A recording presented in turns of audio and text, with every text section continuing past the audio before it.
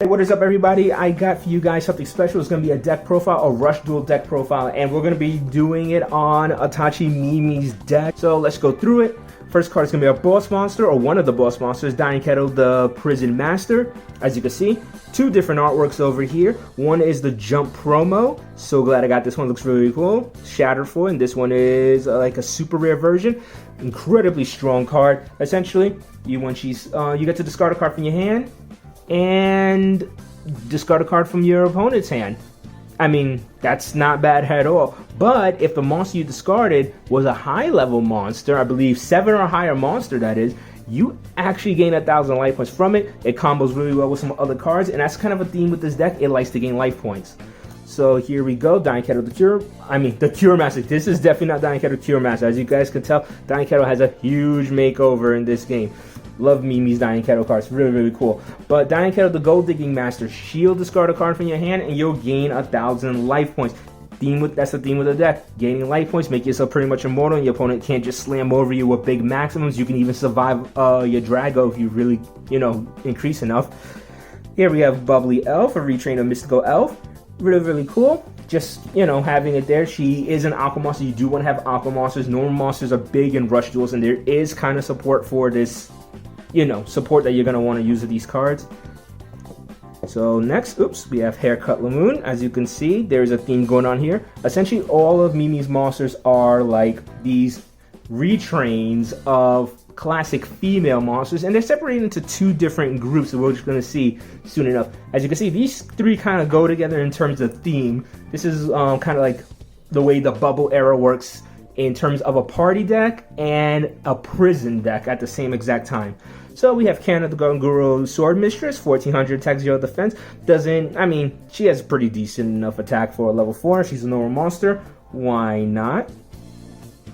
You have Aussie Seahorse over here, a card I should have 3 of. Card is amazing. When it's summoned, you get yourself a normal Aqua monster. Yes, these are all Aqua monsters. Her deck is Aqua. You get a normal Aqua monster from your graveyard, add it to your hand. Amazing card because it turns one card into 2 cards, which then means you could then tribute for any of the bigger boss Diane Kettle monsters. It's a must-to-have multiple of those cards. I don't know why I only have 2.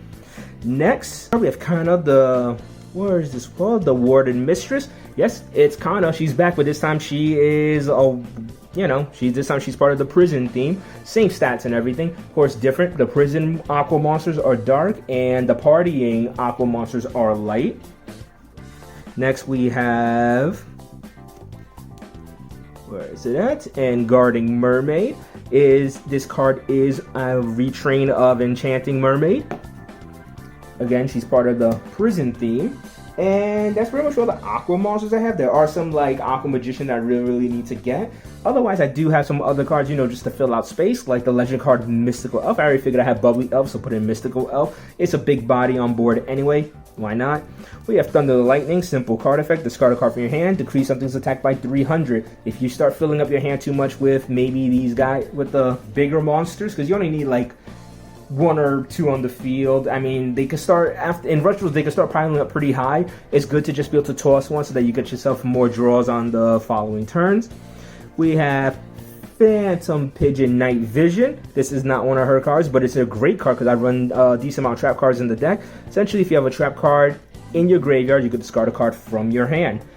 From the top of your deck. If you do, you'll inflict 200 damage to your opponent for each trap card in your graveyard. If you have 5 or more trap cards, you're actually going to gain 1,000 extra attack points. Huge, huge card. And lastly, our last few cards is a maximum, so she could get over things, and that is Imperial Dino Carriage. This card is pretty amazing, or cards I should say. And like I said, I needed to add some extra spice to her deck. I really love Mimi as a character, so I really wanted her deck to be really, really nice as well. So here we have the Triceratops. This over here, the right side prevents that compulsory stopping you from being destroyed by trap cards. You have this side over here, which stops you from being destroyed in battle by level 7 or lower monsters. So too bad 7's Rogue Magician, even with the power up, can't get past it. Then you have your carriage over here, which will discard a monster from your hand. By doing so, mind you, you will be building up monsters in your hand because you do have a maximum. You can target, if your opponent doesn't have a face-up level 9 or higher monster, you can just pop two of your monsters. Two of your opponent's monsters, not your monsters. Two of your opponent's monsters. So you can start erase things off your opponent's board. If your opponent doesn't have a maximum on the field, they pretty much don't have a lot of ways out of this. We have Last Day of Pretty Witch. Really, really cool. I love how you can see Sparkheart's Girl and the Whispering Fairy. This kind of sets a little lore into another card and into a fusion card later on, so that's pretty cool. But essentially, if you have one of the Dying Kettles, any level 8 or higher Aqua monster, you get to blow up a level 8 or lower monster on the field. But if your opponent controls a spellcaster, you're popping all their monsters. So that's pretty much... There's a little spellcaster hate there. I wonder if she's gonna go against Yuga again. Then we have Moisturize. You can only activate if you control 2 Aqua monsters on the field. Very, very easy, especially with your little seahorse here. I mean, just like on the card, you can just use the seahorse, putting something back to the hand, summon it, 2 monsters instantly.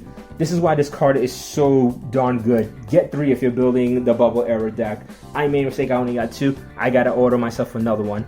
But yeah, getting onto the effect, you need to have 2 Aqua monsters on the field. If you do, you gain 500 life points, and then you get to pop a back row. So you gain life points, you have back row hate, really, really good stuff. All Night Fever, card that you don't need to have, I just added for the artwork. It looks really, really, really cool. You can switch the battle position for your Aqua monsters. You gain 400 for each monster's battle position that was changed. So essentially, you could just summon up, you know, all your weaker cards. A lot of times, if I open with it, I'll just summon my weaker monsters, put them on defense mode, gain 1200 life points past turn, or you could just you summon 2 monsters, change them to defense mode with the effect, gain 800, and then go into one of your bigger monsters.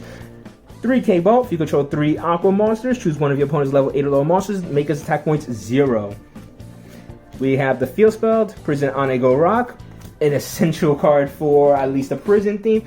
Neither player can contribute some level 5 or 6 monsters, which is great. So now if your opponent your opponent has a card in their hand instantly, now they're going to be stuck with that card in their hand, meaning Dying Kettle can discard it, and, you know, pretty much that card can't be used. Your opponent is just only going to you can either let your opponent keep a lot of cards in their hand, level 5 or 6 monsters, or you can just get rid of them, because at the off chance this does get destroyed, at least your opponent never had access to those cards. Now moving on,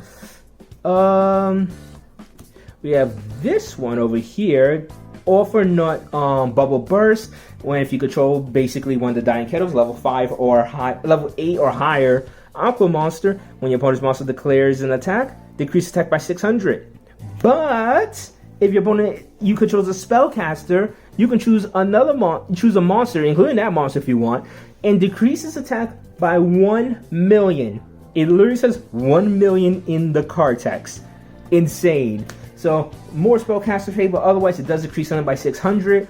Your big monsters have 25, so even a Blue Eyes White Dragon is going down if it attacks. Here, there we go. That's kind of like, that's the card I was looking for, because this is the card I was talking about that has a little bit of loreage with the other cards, with the Last Day of Pretty Witch.